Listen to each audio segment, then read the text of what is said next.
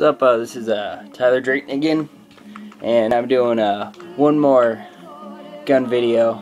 The one I just got a couple weeks ago, actually. This is a, like I said before, I'm a huge history buff, huge World War I, World War II, especially World War II. Yeah, this is why I got this one. This is a model, a U.S. model, Eddystone 1917, also known as an Enfield rifle, also known as a PS rifle. This is actually, it was originally designed by the British during World War I, and we actually got it from them, the design for this rifle, because when we first entered World War I, the Springfields we had, the 1903 Springfields, the original Springfield models, were not doing anything against the German Mausers of that time. The Mausers were just beyond awesome. So we got this design from the British. As you can tell, looks a lot like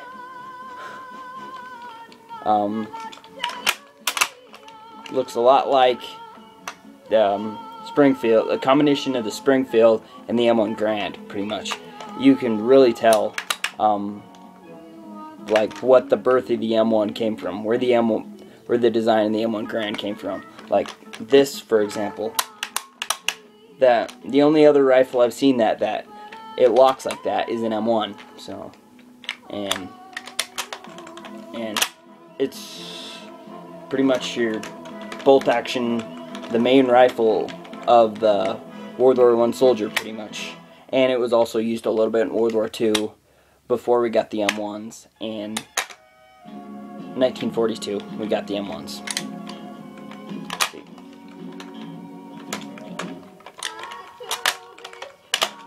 One thing I notice is, compared to my Mosin Nagant, it takes some strength shutting this. You gotta lift to even shut it. But yep. As you can tell, a bayonet goes right there. I'm actually trying to get a bayonet right now for this, but not trying to get off topic with bayonets or other accessories for the rifle, but like my Mosin Nagant, you can change the distance or the firing of the rifle.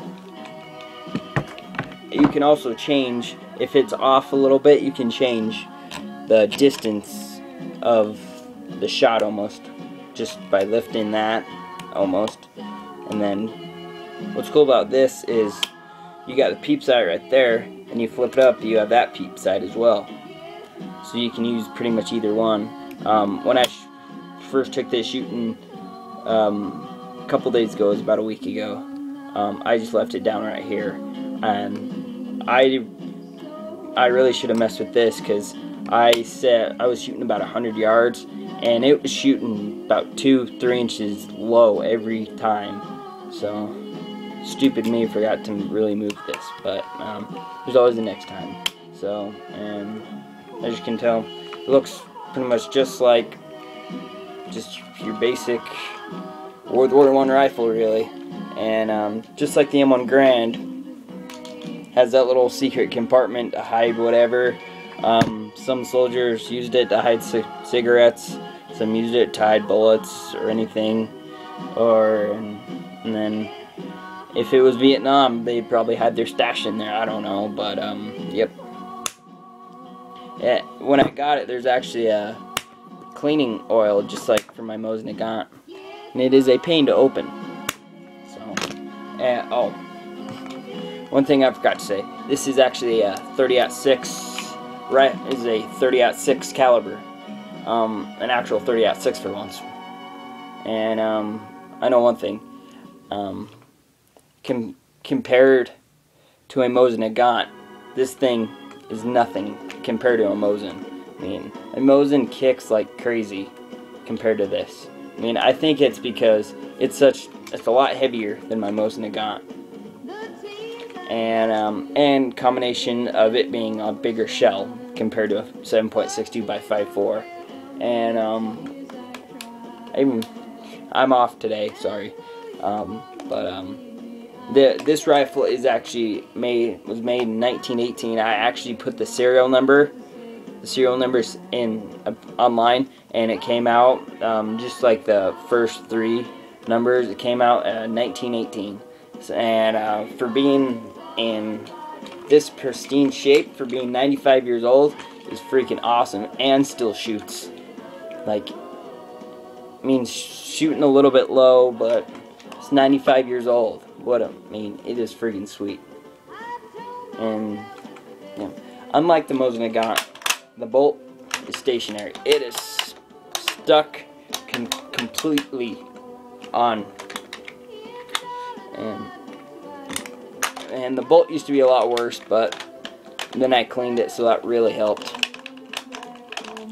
And unlike my Mosin, it didn't come with any special strap except that oil. But when I bought this, it didn't come in a box like my Mosin Nagant did. So and it was a little weird. They kept like all like the paperwork when I bought this gun. It must be the new gun control laws. Just stupid, but that's just me, because I'm a right wing, and I love my guns. And all they gave me was a receipt, and I don't get that. But don't want to go on and on about my beliefs, but I want to focus more on the rifle. A Eddystone 1917, which actually Eddystone or Enfield. Eddystone is short for it, Enfield, which is weird because Eddystone is longer. Which actually, this brand, Eddystone, actually became Remington, so it's pretty cool. I actually have one of the very first Remington-made firearms. And then somewhere along the line, they changed their name to Remington, which they still make great shells. And yeah, I remember my grandpa was telling me they actually, when he was in basic training for the Navy, they actually used this rifle right here, and when he was in Korea, this or the Springfield, when he was in basic training for the Navy, and when you actually had to be a skilled shooter to join the Navy. And yep, and it's a great overall rifle.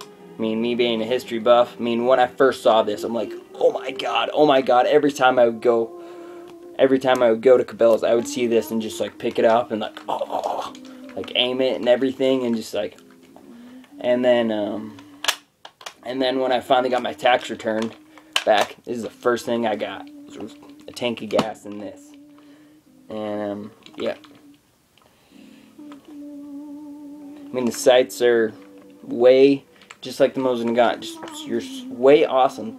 The engineering back then was just sweet. Like of the 20th century was just sweet. Just your simple peep shot, just your simple open peep sight, and then boom, boom, ba-doom, ba-doom, ba-doom. That just something about, and yeah, and then it's a lot easier. There's safety on this. It's a lot easier than on my Mosin Nagant. You just flip it back like that.